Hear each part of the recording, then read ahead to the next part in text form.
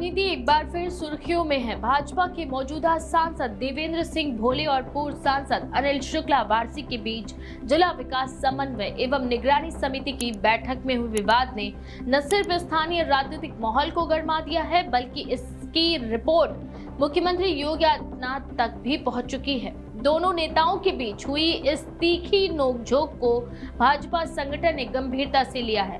भाजपा के क्षेत्रीय अध्यक्ष प्रकाश पाल ने इस मामले की पूरी रिपोर्ट प्रदेश नेतृत्व, प्रदेश अध्यक्ष भूपेंद्र चौधरी और सीएम योगी आदित्यनाथ को भेज दी है। बताया जा रहा है कि रिपोर्ट में मुख्यमंत्री और शीर्ष नेतृत्व से आग्रह किया गया है कि दोनों नेताओं को बुलाकर समझाया जाए ताकि पार्टी के अंदर आपसी कलह का असर संगठनात्मक ढांचे पर न पड़े। ये विवाद उस समय चर्चाओं में आया जब दिशा बैठक के दौरान दोनों नेताओं के बीच बहस इतनी बढ़ गई कि डीएम और एसपी को बीच बचाव करना पड़ा। इस टकराव की खबरें तेजी से वायरल हुई और विपक्षी दलों ने भाजपा की गुटबाजी पर तंज कसे। चूंकि अनिल शुक्ला वारसी की पत्नी प्रतिभा शुक्ला योगी आदित्यनाथ सरकार में मंत्री हैं, इस कारण विवाद ने और भी अधिक राजनीतिक रूप ले लिया। भाजपा के भीतर इसे शक्ति संघर्ष के रूप में देखा जा रहा है, जहां एक ओर मौजूदा सांसद देवेंद्र सिंह भोले 3 बार के विजेता हैं, वहीं दूसरी ओर पूर्व सांसद वारसी भी अपने समर्थकों के साथ क्षेत्रीय राजनीति में मजबूत पकड़ रखते हैं। ये वर्चस्व की जंग नहीं है। अकबरपुर लोकसभा सीट से देवेंद्र सिंह भोले लगातार 3 बार 2014, 2019 और 2024 में चुनाव जीतकर संसद पहुंचे हैं। इससे पहले वह विधायक और राज्य के स्वास्थ्य मंत्री भी रह चुके हैं। वहीं वारसी का परिवार भी लंबे समय से राजनीति में सक्रिय है।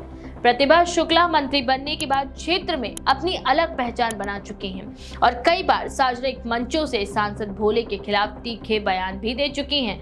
कुछ महीने पहले वह अपने पति के साथ धरने पर भी बैठी थी, जिसमें उन्होंने आरोप लगाया था कि सांसद समूह उनके विकास कार्यों में बाधा डाल रहा है। इस धरने के बाद से दोनों गुटों के बीच तनाव और स्पष्ट हो गया था। दिशा बैठक में हुए हंगामे के बाद स्थिति और बिगड़ी। पूर्व सांसद वारसी ने भोले पर गंभीर आरोप लगाए कि उनके लोग जिले की फैक्ट्रियों से जबरन वसूली करते हैं और प्रशासन में भय का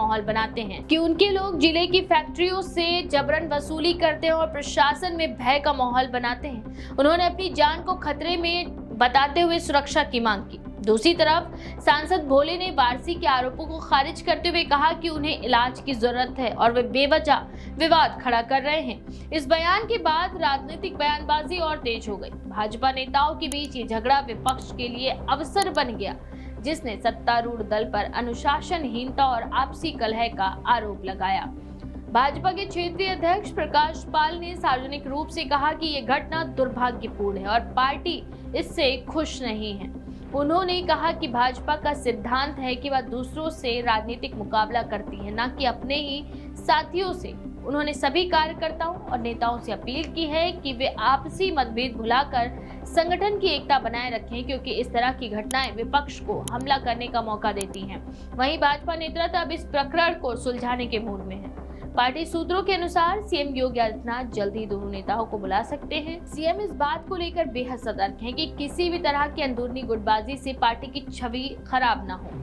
पिछले कुछ वर्षों में भाजपा ने कानपुर देहात क्षेत्र को एक मजबूत गढ़ के रूप में विकसित किया है और योगी आदित्यनाथ चाहते हैं कि ये स्थिति बरकरार रहे। इसलिए शीर्ष नेतृत्व ये नहीं चाहता कि ये विवाद पार्टी के भीतर असंतोष का प्रतीक बने।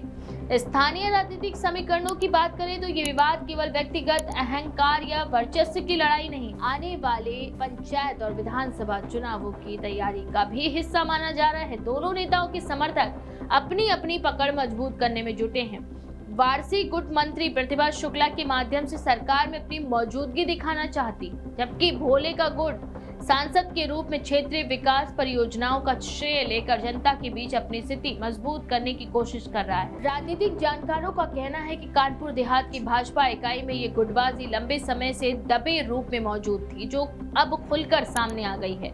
इससे पहले भी कई बार इन दोनों नेताओं के समर्थकों के बीच छोटे विवाद हो चुके हैं, लेकिन पहली बार मामला इतना बढ़ा कि मुख्यमंत्री तक रिपोर्ट भेजनी पड़ी। भाजपा की साख इस क्षेत्र में इसलिए भी दांव पर है क्योंकि अकबरपुर लोकसभा सीट पार्टी के पुराने गढ़ों में से एक मानी जाती है।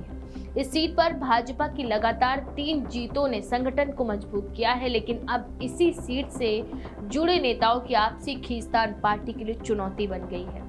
विपक्ष पहले ही इसे भाजपा की अंदरूनी लड़ाई बताकर राजनीतिक लाभ लेने की कोशिश कर रहा है। कई राजनीतिक विश्लेषकों का ये भी मानना है कि सीएम योगी आदित्यनाथ इस विवाद को टेस्ट केस के रूप में देख सकते हैं। यदि उन्होंने इसे प्रभावी तरीके से सुलझा लिया तो ये भाजपा संगठन के अनुशासन और नेतृत्व क्षमता का प्रदर्शन होगा, लेकिन यदि ये विवाद और गहराता गया तो ये संदेश जा सकता है कि पार्टी के अंदर भी आपसी खींचतान और गुटबाजी बढ़ रही है। राजनीतिक पंडितों के अनुसार आने वाले समय में योगी सरकार और भाजपा संगठन दोनों के लिए जरूरी होगा कि वे क्षेत्रीय असंतोष को दूर करने के लिए एक साझा रणनीति बनाएं। अभी तक के घटनाक्रम से इतना तो साफ है कि कानपुर देहात की राजनीति में सत्तारूढ़ दल के भीतर का ये टकराव स्थानीय प्रशासन और संगठन दोनों के लिए सिरदर्द बन गया है। पार्टी फिलहाल ये संदेश देने में जुटी है कि वह अनुशासन और एकता के सिद्धांत पर अडिग है, लेकिन क्षेत्रीय स्तर पर भाजपा कार्यकर्ताओं पर में ये चर्चा जोरों पर है कि क्या मुख्यमंत्री योगी आदित्यनाथ दोनों नेताओं को एक साथ बैठाकर मामले को शांत कर पाएंगे, या ये विवाद भविष्य की किसी बड़ी सियासी हलचल का संकेत है। इस बारे में आपका क्या विचार है? अपनी राय कमेंट सेक्शन में जरूर लिखें। ऐसी और भी खबरों के लिए देखते रहें द पेज।